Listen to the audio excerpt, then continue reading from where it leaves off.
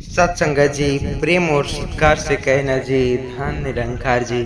सत्संगत जी, दास विनती कर रहा है, अगर दास से त्रुटि हो जाए तो अपने घर के बालक समझकर क्षमा करिएगा। सत्संगत जी, सत्संगत जी, अक्सर जब किसी का निधन होता है तो चार लोग उसे कंधे पर उठाकर ले जाते हैं।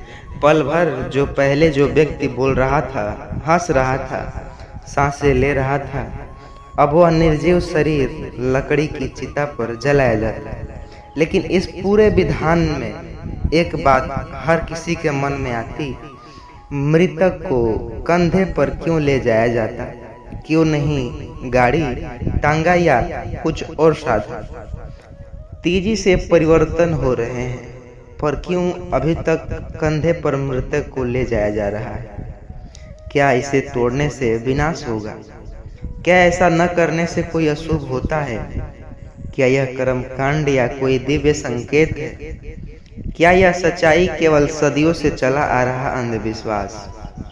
आज जानेंगे एक ऐसी सच्ची घटना जो कहानी जिसने सिर्फ इन सवालों का जवाब नहीं देगी, बल्कि एक ऐसे युवक की सच्ची चौंकाने वाली गहराई जो जुड़ी है, घटना जिसे सुनकर के आपकी रूह कांप उठेगी, जिसने इन बातों को अपने आंखों से देखा और सतगुरु के ज्ञान से सच्चाई तक पहुंचा। सत्संगत जी, पूरा सच्चाई समझेंगे आज के इस वीडियो में। विनती है आपसे वीडियो को पूरा देखिएगा। चैनल पर नए होंगे सब्सक्राइब करिएगा। शुभम एक 28 वर्षीय इंजीनियर था, आधुनिक सोच वाला, तर्कशील और हर चीज को विज्ञान की दृष्टि से देखने वाला। उसका मानना था मृत व्यक्ति केवल एक बायोलॉजिकल मशीन है, इसे कंधे पर ले जाना पाखंड है। वह अक्सर अपने परिवारों से कहता, जब मेरी मौत हो ना, मुझे कंधे पर मत उठाना, एम्बुलेंस से ले जाना।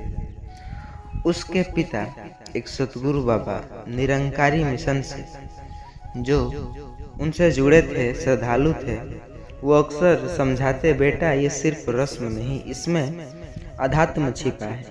मृत शरीर को कंधे पर ले जाना एक संकेत है, जीवन का मृत्यु और आत्मा के अंतिम विदा का।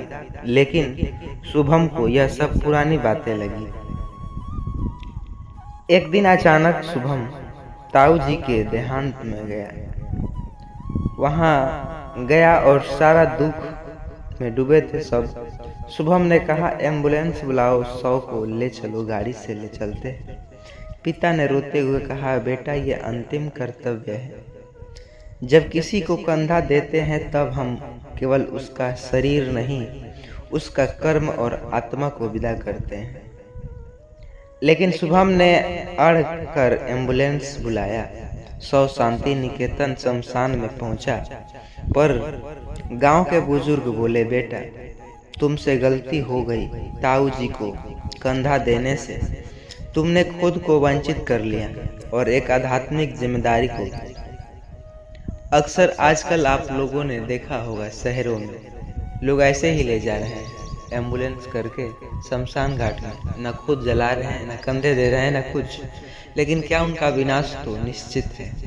इस वीडियो में भी ये भी जानेंगे, इसलिए वीडियो को पूरा देखिएगा, मज़ा आ जाएगा।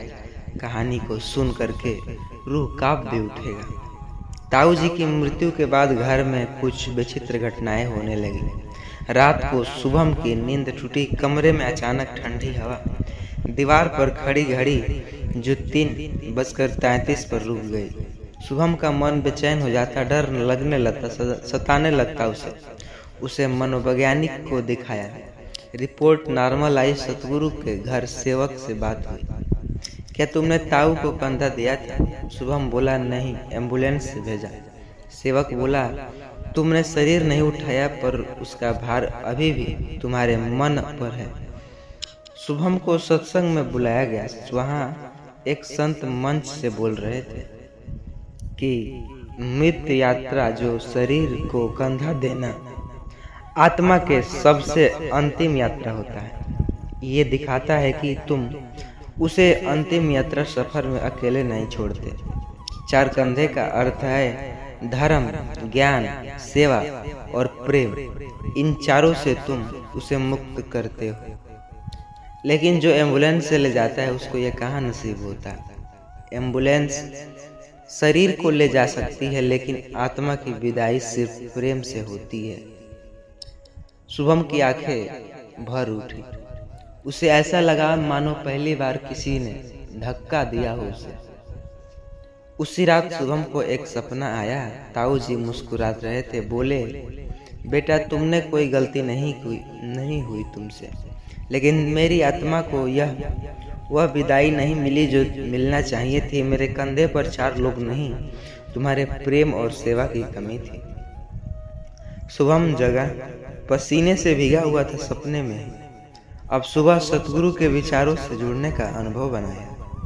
उसने समझा मृत व्यक्ति केवल शरीर छोड़ता नहीं बल्कि जीवनात्मक की अंतिम यात्रा करता है। कंधा देना केवल रस्म नहीं, यह मौन वचन है कि तुम्हारे जीवन की जिम्मेदारी साझा करता है। अब मृत व्यक्ति को जिम्मेदारी भी निभाता। 6 महीने बाद शुभम के एक मित्र की सड़क दुर्घटना से मौत हुई। लोग एम्बुलेंस बुला रहे थे। शुभम ने रोका, नहीं, हम उसे कंधा नहीं देंगे।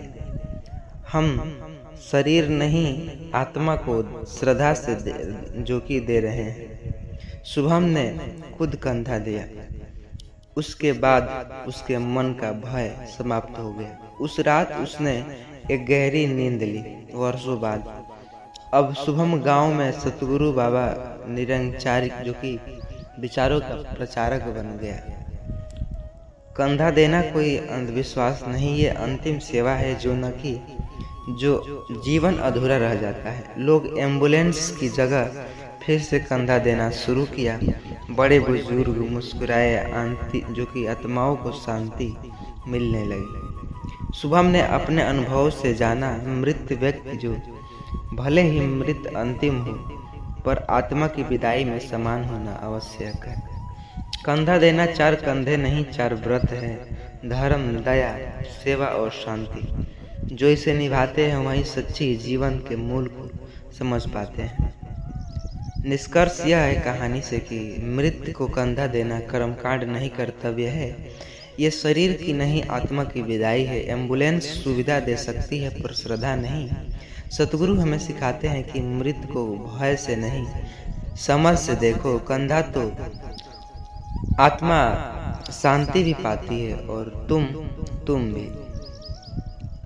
आशा करता हूँ यह वीडियो आपके दिल को झकझोर दी होगी। चैनल पर नए होंगे सब्सक्राइब जरूर करिएगा और इस वीडियो को हर एक मित्रगण के साथ व्हाट्सएप के जरिए शेयर जरूर करिएगा ताकि वे भी समझ सके और रोक सके सत्संग जी। और वीडियो पसंद आई हो तो एक लाइक तो बनता है। सत्संग जी, अक्सर जो कि सावन बहुत करीब है, अक्सर जो कि कोई घर ऐसा नहीं होगा जहां सावन व्रत रखा नहीं जा रहा होगा। लेकिन क्या आप जानते हैं सतगुरु जो सत्संग किया करते बहन जी, क्या वो सावन व्रत करे उनका विनाश निश्चित है। इसी विषय पर आज की चर्चा होने वाली है सत्संग। सावन का महीना वो महीना जिसे हिंदू धर्म में विशेष पुण्य का काल माना जाता है। लाखों महिलाएं इस महीना में व्रत रखती है, शिव जी की आराधना करती है। सोमवार को निर्जला उपवास रखती है, मंदिरों में दीप जलाकर जो अपने वर या परिवार की सुख शांति की कामना करती है। लेकिन कई बार सवाल उठते हैं, क्या सावन में व्रत रखने से फल मिलता है या सिर्फ शरीर को कष्ट होता है? क्या इस व्रत के पीछे ज्ञान है या अंधविश्वास? और जब निरंकारी बहन जो सतगुरु के बताए मार्ग पर चलती, उसने जब सावन में व्रत रखना शुरू किए तो उसके जीवन में जो हुआ उसने पूरे गांव को झकझोर कर रख दिया। एक ऐसे बहन की कहानी सच्ची घटना पर आधारित है। जो वो भावना उत्पन्न होती है जो भक्ति और अंधविश्वास के बीच फंस चुकी हुई होती है।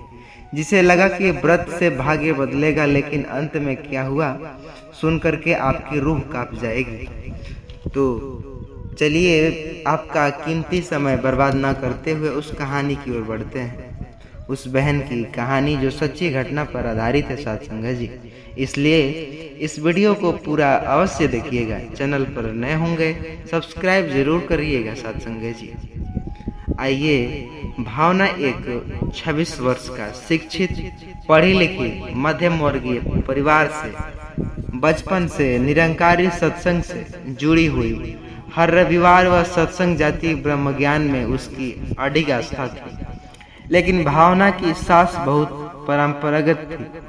सावन में व्रत रखो तभी लंबी पति की उम्र पाओगी, शिव जी नाराज हो गए तो सब कुछ बर्बाद हो जाएगा। तमाम प्रकार के बहाने। भावना कसम कस ले जो कि कसम कस में थी। एक और सतगुरु ने सिखाया सुमिरन, सेवा और सहज भक्ति का मार्ग, वहीं दूसरी ओर ससुराल में बन गया डर, नियम और अंधविश्वास की बेड़िया। सावन शुरू होते ही भावना ने सास के कहने पर व्रत रखना शुरू कर दिया। पहले सोमवार को उसने पानी भी नहीं पिया। पूरे दिन पूजा कथा और मंदिरों की यात्रा की। रात को उसे चक्कर आए, उल्टी भी हुई, उसे अस्पताल ले जाया गया। डॉक्टरों ने कहा शरीर में पानी की भारी कमी। सास ने कहा तपस्या के फल में बाधा आई है क्या। लेकिन सतगुरु का सुमिरन किए बिना भावना को कुछ अधूरा सा लगा। दूसरे सोमवार को भावना ने फिर व्रत रखा, लेकिन इस बार भी कमजोरी महसूस हुई। पति भी परेशान हो गया। क्या भावना को कष्ट देकर प्रसन्न किया जा सकता है इस प्रकार? क्या भावना परेशान तो हो ही रही है, कष्ट में देख करके प्रसन्न किया जा रहा है लोगों को। भावना ने सत्संग की एक पंक्ति याद की थी, निरंकार से प्रेम करो, डर कर नहीं। शरीर को कष्ट देना, आत्मा को शांति नहीं देना। लेकिन सास ने धमकाया अगर व्रत छोड़ा तो पति की उम्र घटेगी। इस सोमवार भगवान जो भावना ने बिना सुमिरन किए केवल व्रत के नियमों पर ध्यान दिया, शिव मंदिर गई, पूरे नियमों से पूजा किया। लेकिन उसी दिन उसका पति एक्सीडेंट में घायल हो गया। सास ने कहा लगता है पूजा में कोई तुझसे त्रुटि हो गई है, मेरे बच्चे को तू मारेगी। क्या तुमने मेरे जो पूरे विधि से सेवा जो व्रत नहीं किया क्या? सत्संग जी, अक्सर आपने भी सुना होगा कि जो लोग महात्मा जो सत्संग किया करते हैं उनकी बहन बेटियां जो ससुराल जाती हैं तो अक्सर उनके साथ ये जरूर सुनने को मिलता है कि ये नहीं कर रही है, वो नहीं कर रही है, लगता है मेरे बेटे को मार डालेगी। भावना टूटने लगी जब वहां ससुराल में, तो उसका मन सतगुरु की शिक्षा की ओर लौटने लगा। रविवार को सत्संग था। पहली बार जो आंखों में आंसू लेकर सत्संग पहुंची। संत बोले मंच से, सावन केवल व्रत का महीना नहीं, आत्मा का वर्षा का अवसर है। अगर आत्मा निरंकार से जुड़ी हुई होती है तो उपवास केवल शरीर का शोषण है। सतगुरु कहते हैं भूखा मत रहो, जो अनजान से मुक्ति रहो। तुम्हारा सेवा के लिए, तड़प के लिए नहीं। भावना की आत्मा कांप गई।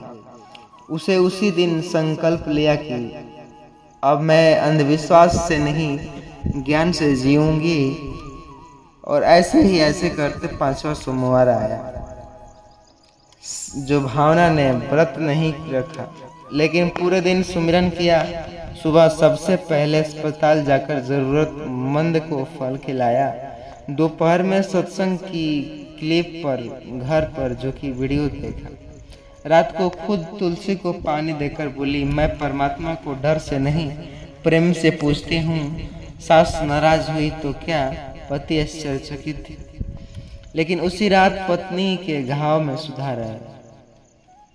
डॉक्टर ने बोले अब स्थिर है, खतरे से बाहर है बेटा। भावना की जो बात फैलने लगी। एक बहन जो निरंकारी ने सावन व्रत तोड़ा और उसके जो घर में सुखी आया। व्रत क्या व्रत न करने से विनाश होता है या नहीं? गांव की महिला सवाल पूछने लगी। सास के चेहरे पर शर्म और गुस्सा की लहरें क्यों? ऐसे तो भावना ने गांव में एक विशेष सत्संग आयोजन किया था। वहां उसने कहा था सावन का एक मौसम है जहां वर्षा का हरियाली है, जीवन को नवजीवन देने का। यदि हम इस मौसम को डर के रूप में देखें तो हम उसकी सुंदरता खो देते हैं। सत्संग जी, सतगुरु हमें डर से नहीं प्रेम से जोड़ते हैं। और अगर व्रत करते हो तो आप आधार हो, न कि भय। अगर भूखा रहना ही भक्ति है तो गरीब सबसे बड़े भूखे रहते हैं, वो सबसे बड़े अमीर होते। आज गांव तालियों से गूंज उठा जब इस विचार पर। सांसें कांप गई सभी की। धीरे धीरे सभी की भावना की ओर, सेवा और सच्चाई की ओर प्रभावित हुई। एक दिन बोली भावना, मुझे माफ कर दे बेटी, मैंने तुझे डराया, लेकिन जो तूने किया, तूने सच्चे भक्ति का रास्ता अपनाया, तेरा रंग रूप सब कुछ बदल गया। सत्संग जी, सावन हो या कोई भी महीना, असली भक्ति निरंकार से जुड़ने में है।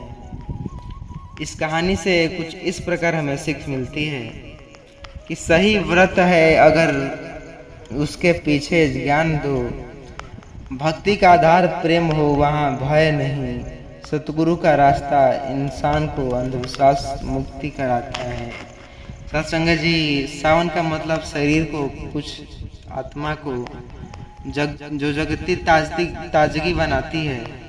और जो सतगुरु से जुड़े हुए हैं उनके जीवन में कभी जो कि सर्वनाश नहीं होता। सत्संगत प्रेम और सत्कार से कहना जी, धन निरंकार जी। आशा करता हूँ यह वीडियो आपको तनिक भी आपके दिल को छू लिया होगा। तो वीडियो को लाइक करिएगा, चैनल को सब्सक्राइब करिएगा और इस वीडियो को मित्रों के साथ शेयर जरूर करिएगा। सत्संग जी, प्रेम और सत्कार से कहना जी, धन निरंकार जी।